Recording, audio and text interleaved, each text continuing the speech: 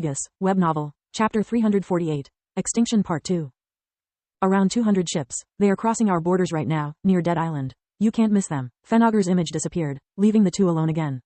What are we waiting for? Let's go. Milia kicked one of Ligane's scales, prompting him to get up. What are you planning to do? Kill them all? What else? If they get close enough to our coasts, they could warp steps into the Gorgon Empire. I can't allow the maniacs who created such a plague into my lands. Not knowing they are insane enough to carry it with them instead of destroying it. I'd say their intent is clear. They don't seek asylum, they want new lands to start over. Well, not on my watch. Milia dispatched several instructions, setting her fleet to sail with the order of sinking every ship coming from the Giera continent, no matter the cost. What about the plague? Ligane asked. I had enough with the one from the Griffin Kingdom. It has to be destroyed. I'm not going to spare anyone willing to spread such madness. Then you'll have my help. Less than an hour later, the Tauran Kingdom was extinct for good. Lith's boot camp. After countless hours of training and combat simulations against other units, it was time for the recruits to perform their first field test. Sergeant Tepper appeared confident and relaxed as usual, but him not insulting them even once spoke volumes about how serious the situation was. Even though you were cadets, you were still part of the army.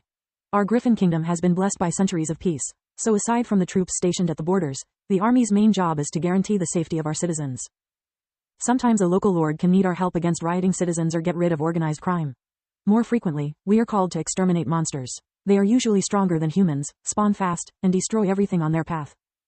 Every time a mercenary group is called to clean our mess is a dishonor for the crown and the army alike. The reason why the mercenary guild exists is that we can't be everywhere at a moment's notice. We do not have enough soldiers to cover the whole kingdom. Too many people prefer to make a quick buck at the expense of the weak rather than dedicate their lives to the service of others. If you are one of those people, the army is the wrong place to be. Tepper looked straight at Lith, who remained unfazed as usual. When we are called for help, we must be fast, ruthless, efficient. Monsters are able to proliferate only in the absence of magical beasts. That's why killing one without reason is a crime. Magical beasts are smart creatures, able to comprehend and speak the human language, so if you meet on, ask for its assistance rather than attack it. Monsters rarely act alone, that's why we operate in units.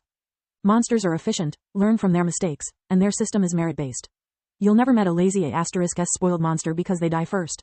To beat them, we need to be better than them. We may be weaker, but our training and equipment give us an edge they'll never have. Most monsters are unable to use magic, and even the few that do are usually limited to spells from tier 1 to 3. That's not reason enough to underestimate them.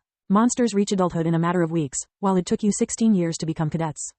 Today we'll discover if you have what it takes to become an active soldier, a paper pusher, or if you'll be sent back home with a gift wrap. Tepper gave each one of them an enchanted uniform together with a dimensional ring, several kinds of magic wands and potions. After they changed and stored everything into their rings, the briefing continued. Today you have to face the most human-like among the monsters. We are about to attack a recently established tribe of orcs. While some of his comrades gasped in surprise, Lith accessed Solispedia. According to lore, orcs were a corrupted race that descended from elves, but since no one had ever met an elf, Lith skipped the lore and went straight to the important part. Orcs were humanoid creatures, with an average height of 1.8 meters, 5 feet 11 inches. They were gifted from birth with a physique that dangerously reminded Lith of his own after experiencing several breakthroughs. They were stronger, faster, and sturdier than humans. Their skin was naturally resistant to most elements and they would hardly get sick. Rarely an orc would display a talent for magic, but when it happened, the creature would display incredible abilities. Great, Lith thought. So far this is the most dangerous race of monsters I have ever met. Based on what's written in the bestiary, they seem naturally close to awakened ones. I'd better keep my head empty and my eyes open against them. Unlike humans, they were all bald, even the females.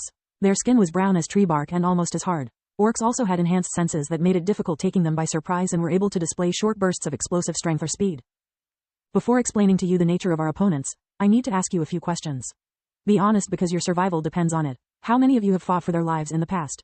4 out of 10 hands were raised. How many of you have already met a monster? Only 1 hand remained. How many of you have ever killed something that wasn't game? Same as before. Really? What exactly? Lith's hand once again frustrated Tepper's speech. Everything the sergeant did, from the insults to the groundless punishments, was to give them a common enemy. Someone to hate, to make them all feel equal during their hardships and form bonds of camaraderie that would help them survive actual combat. By knowing each other they were supposed to be able to always have each other's back, increasing their odds of survival. Even that series of questions were meant to make them realize how little they knew about the world around them.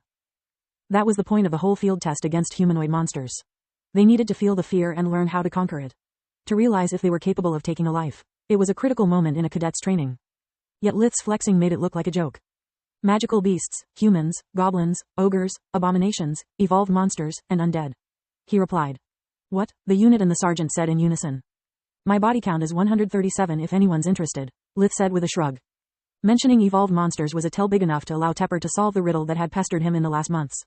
A few years ago, there had been a rumor going around of a student of the White Griffin slaying a wyvern with a powerful sword. That very same student had even received a family name from the king himself, who had let known far and wide about how he hoped the student would have a brilliant future in the army. Thank the gods I spoke with Commander Berrien before flunking him. Sergeant Tepper was inwardly panicking. Otherwise, it would have cost me my career, if not my life.